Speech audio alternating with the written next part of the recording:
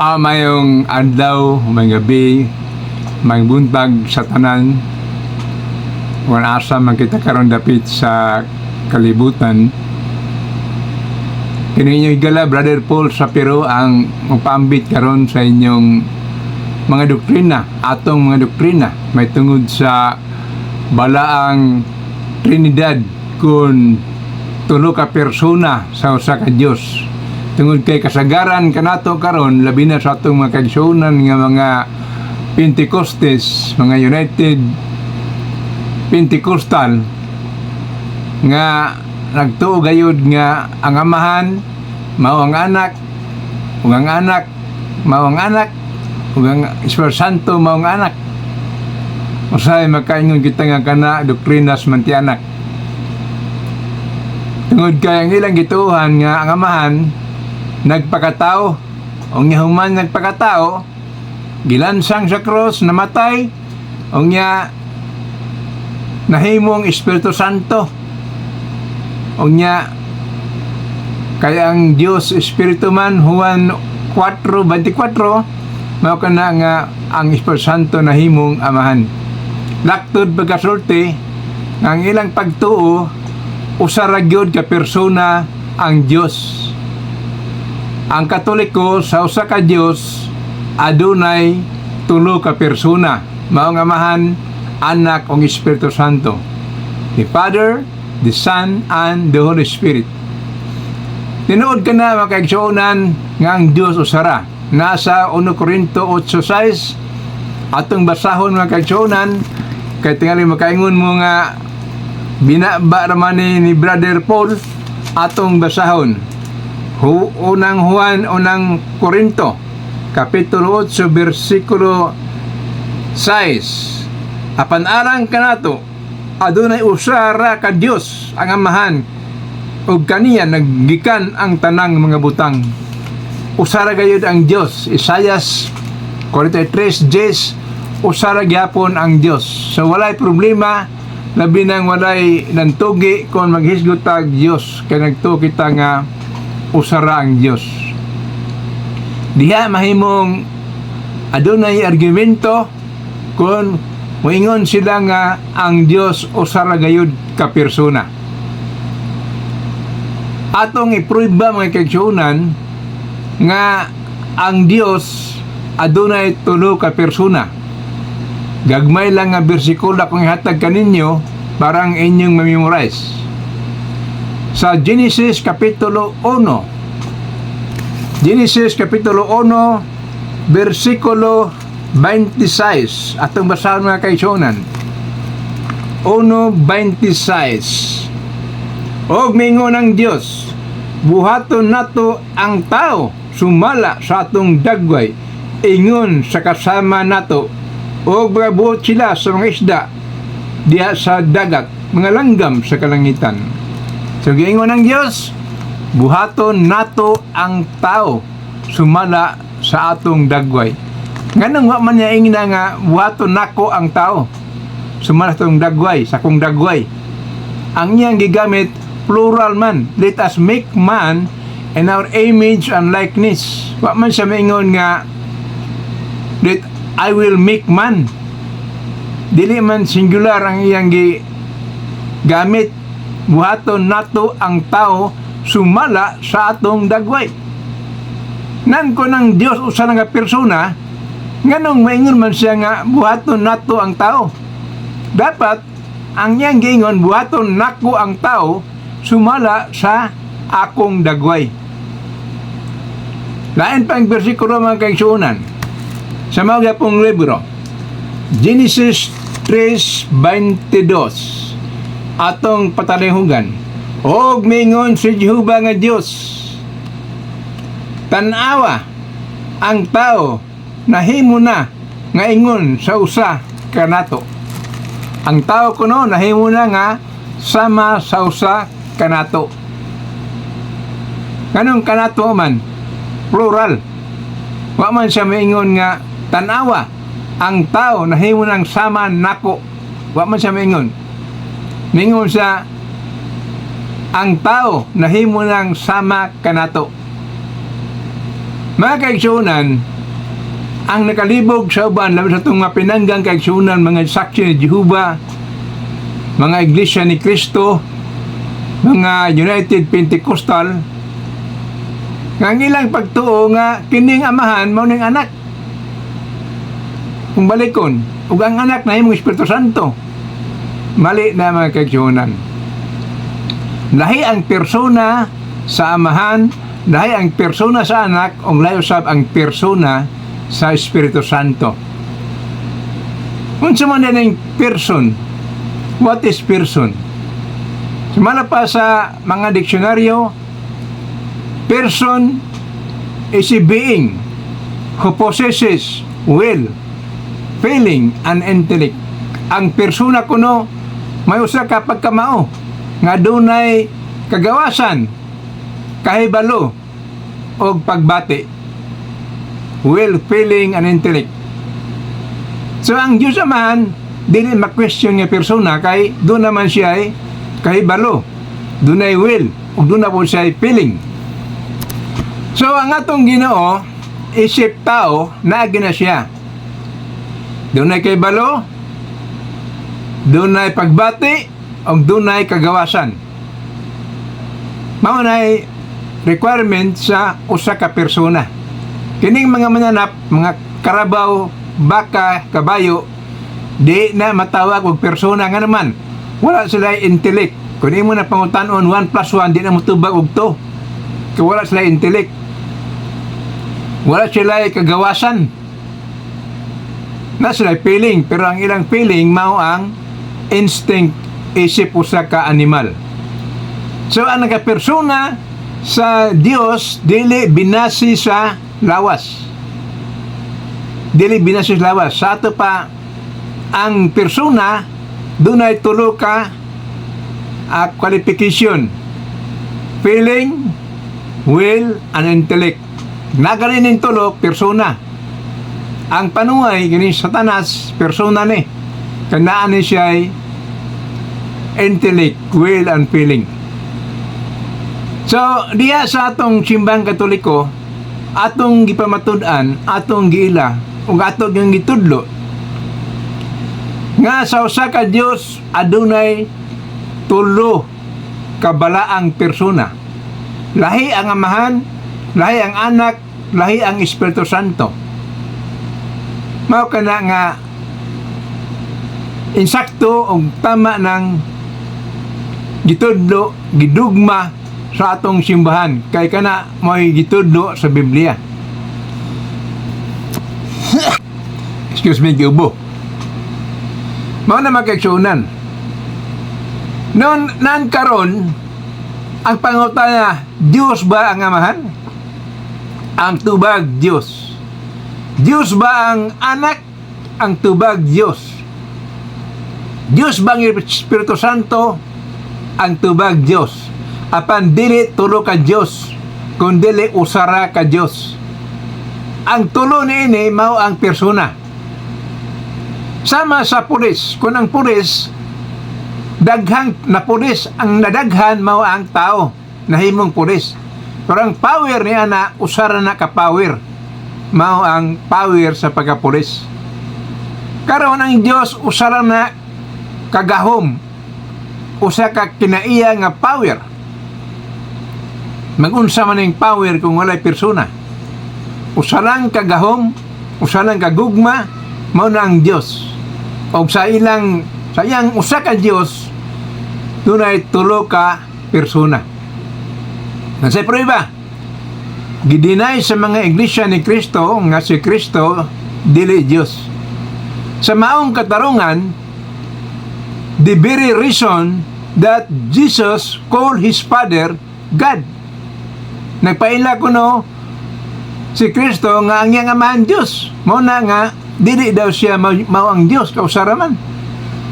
Mga kaigsunan, kung tanaw nimo ang tinuod nga laom, imong i-deepest ang imong theology, imong masabtan. Sama guna sa local government. Ang local government mutawag ngadto sa national government. Mutawag mga pakitabang, Apan wala mawala ang iya pagkagobyerno, bisan to nagtawag siya og national government. Mausab ka na si Kristo. Tinuod ka na, mitawag siya amahan, usa ka amahan nga Dios. Tinuod man ka na. Naman Biblia sa Juan 17:3. Ikaw amahan ang matuod na Dios. Tama ka na. Apan dili mahimong argumento kung prueba tungod kay mitawag siya amahan, di na siya Dios. Karon, kung maunay atong tugutan kay mitawag si Kristo amahan nga Dios, di na siya Dios. Karon, kay amahan mitawag man sa og Dios sa iyang anak. Naman sa Hebreo kapitulo 1, versikulo 8. Hebreo chapter 1, verse 8, mingon ang Dios amahan, ngadto sa anak ako magaingon, ang imong trono Dios mulungtad hangtod sa kangturan, ug ang imong gingharian walay katapusan. Kinsa mingon? Ang Dios amahan. Kinsa gingnan? Ang Dios nga anak. The throne of God is forever and ever. Sa daw pa, mitawag usab ang amahan o Dios sa iyang anak. Nya nawala di pagka Dios amahan, kay mitawag siya Dios sa iyang anak. Dili na mao'y theology sa Biblia. Ang Espiritu Santo sa buhat 5:3, ang imong gilimbungan dili tao, kundi Dios. Sa to pa, Dios usab ang Espiritu Santo. Karon, sumala pa sa doktrinas Katoliko, walay nakadabaw sa ila tulo. Pantay sila. The same ang ilang level, walay nakalabaw. Hain man diha ang wala makalabaw, ang ilang nature isip Diyos. Pero sa relasyon, lahi ning nature, lahi ning relation. Ang relation isip anak, maguwang ka man, ang imong manghod, ubos gyud nimo, maguwang may taas. Ang amahan, taas gyud kay sa anak. Mo nang ang amahan, may ilapod siyang anak. Ug ang anak may ilapod siyang amahan. Pero sa ilang relasyon, taas ang amahan. Sa mapananglitan, ako tao, at tao mangita. Kung di ta mo kaon, patay kita. Akong anak, kung di po mo kaon, patay po. Kung naparahon ko, sakit. Naparahon akong anak, sakit. Why makalabaw sa nature? Samar tag nature isip tao. Pero diha sa relasyon, dunay nakalabaw. Mo nang diha sa Juan 14:28, maingon si San Juan, nga ang amahan labaw kay sa anak. Labaw si Kristo kay labaw ang amahan kay ni Kristo. Si Kristo ubos sa iyang amahan. Naghisgot nagrelasyon mga kaigsuonan. Apan sa nature sa pagka-Diyos, libil sila, pareha sila Diyos. Tulo ka persona, apan dili tulo ka Diyos. Usa lang ka Diyos sa tulo ka persona, kay mauraman ka ng power nga ilang gigunitan. Karon matingala ka, ngano man hitabo man gitawag ay nag-mystery. Ang mystery makaigsuonan, masabtan nimo apan dili nimo matugkad. Nganong tulo usara ug nganong usa tulo man. Ayan na nagtugkara. Sumapa diya sa Sirach 3:24, aya pagsuray pagtugkad sa mga butang nga wala kinipadayag kanimo sa Dios. Mao na mga kaigsunan, ayag tugkara, di na matugkad na kay mystery na siya, masabta na siya, apan dili matugkad. You cannot fathom the reality of God. Di na to masabtan sa tong finite mind, sa tong human intellect, di na to na masabtan. So ang maingon nga ang Dios usa ka persona, mali. Kung maingon ang Dios duha ka persona, mali. Kinahanglan nga ang Dios tulog yun ka persona. Ang amahan, Anak ug Espiritu Santo. Dili malalis mga kaigsuonan nga Dios ang Amahan. Naas Biblia pindaghanang bersikulo. Apan ang lalis dinhi sa pagkatao ni Kristo kay matud pa nila si Kristo dili Dios. Mao kana mga kaigsuonan. Daghan biyang mituo na. Pero ang Biblia nagingon diya sa Roma 9 kapitulo 5. Mingon si San Pablo na ilaha mga patriarka ug gikan kanila sa kaliwatan sumala sa pagkatao ug natao si Kristo nga mao ang Dios nga naa sa ibabaw sa tanan. So natao si Kristo nga mao ang Dios katong ikaduhang persona nga anak sa Amahan. Napailain dito kapitulo 2 versikulo 13. Titus chapter 2 verse 13. Mingon dia sa San Pablo. Samtang nagpaabot kita sa atong bulahan nga pagpadayag sa atong dakong Dios ug manluluwas nga si Kristo. Atong pa kinis Kristo ay dakong Dios ug manluluwas. Sa level sa Amahan, pareha silang level sa nature. Apan sa relasyon, ubos si Kristo kasayang Amahan. Nga naman, doon na may nature and tawag o relationship. Natural yun na nga labaw ng Amahan kay sa anak. Mao na mga kaigsuonan. So, kung ato good nga i-deny si Kristo, if we are going to deny that Jesus is not God, ato raman ang kaugalingong prinsipyo. Wa may magbuot nimo kung imo nang i-deny si Kristo nga dili Dios. Apan ang Biblia nagtudlo nga si Kristo Dios. Sa prueba na. Mingon ang atong Amahan nga Dios sa langit. Sa Hebreo kapitulo 1 versikulo 6. Mingon siya, inikabot sa akong anak nga bugtong sa kalibutan, ipasimba sa tanang manulunda sa Dios. Ipasimba sa tanang mga anghel. Sayunan ka na. Kung tao lang, simbahog anghel. So, dili kay bugat ang argumento nga Christ is not God. Nga naman, simbahon sa mga anghel. Gisugo sa Amahan. Laing prueba. Hebreo 1:10. Dili na tagadahang bersikulo, kanang ginagmay lang. Hebreo kapitulo 1 bersikulo 10. Mingon diya, ikaw gayud Ginoo sa sinugdan nagtukod sa kalibutan, og ang kalangitan buhat sa imong mga kamot. Sayunan gana. Do you think that human being can build an earth? Do you think that human being can establish heaven? Can establish planet?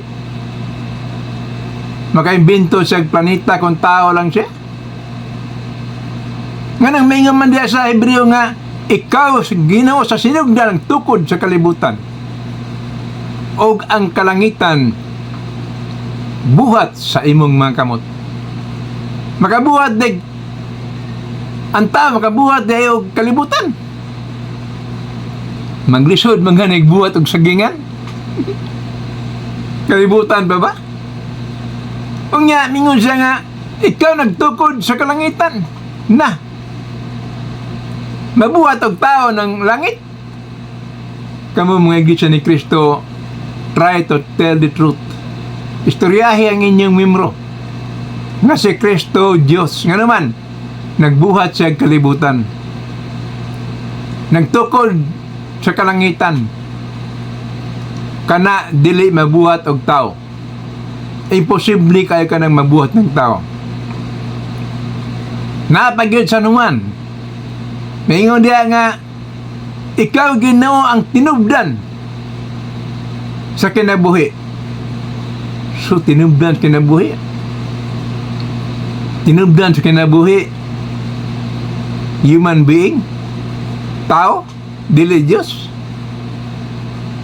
Sa mga kaigsunan, ang pag-ingonin mo nga dili Diyos si Kristo, that is a blatant lie.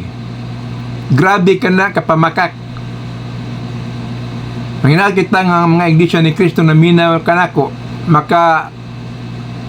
makamata sa pagtuo nga si Kristo matuod nga Diyos. Kaangay natong simbahon. O diya sa sulat ni San Pablo sa Filipos 2:10 ba na? O 9:10. Ang tanang binuhat sa langit o sa yuta, imabaw sa yuta, ilalom sa yuta, mga piko ang tuhod sa ngalan ni Kristo. Muluhod ang tanang mga binuhat. Amot lang kay sa diya pagkos protestante, wa mga kadungog nga ang pastor may order nga magluhod ta. Sa iglesia po, nakasimbang kong iglesia, wala po yung nag-order nga mangluhod ta. Apan sa Katoliko, mangluhod yun sa pagsimba ni Kristo. Muluhod yun ta.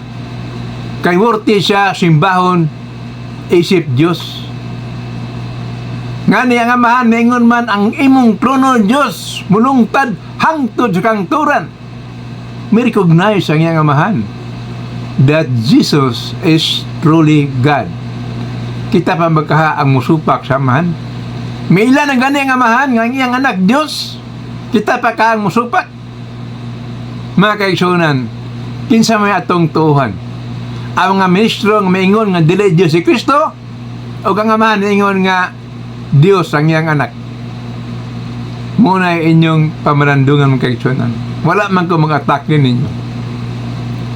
Ako ning ipaibalo ninyo kay kasagaran sa mga bersikulo nga akong gibasa, wala ginibasa sa Iglesia ni Kristo. Roma 9:5, Tito 2:13, unang Juan 5:20, wala ginabasa sa mga Iglesia ni Kristo. Muna nga ato ng padayunon sa sunod na tong live mga kaigsunan. Nga si Kristo matuod nga Diyos. Ang amahan matuod nga Diyos. O ang Espiritu Santo matuod nga Diyos.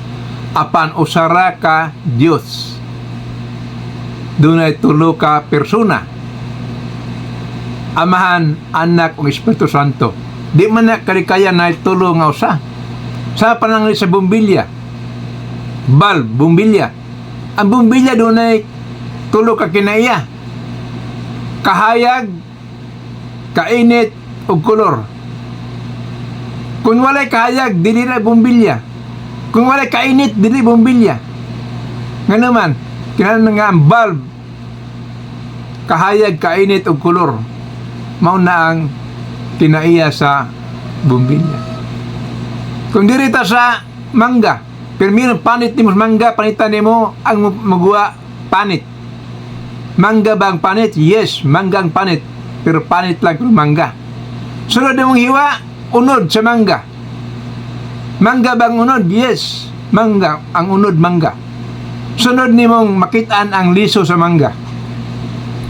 Sa usa ka mangga, doon ay tulo ka kinaiya. Panit, unod, o liso. Mausab ka na ang persona sa Diyos. Usa ka Diyos, adunay amahan, anak ug Espiritu Santo. O kining tulo usara. Asa mabasa 1 John chapter 5 verse 7.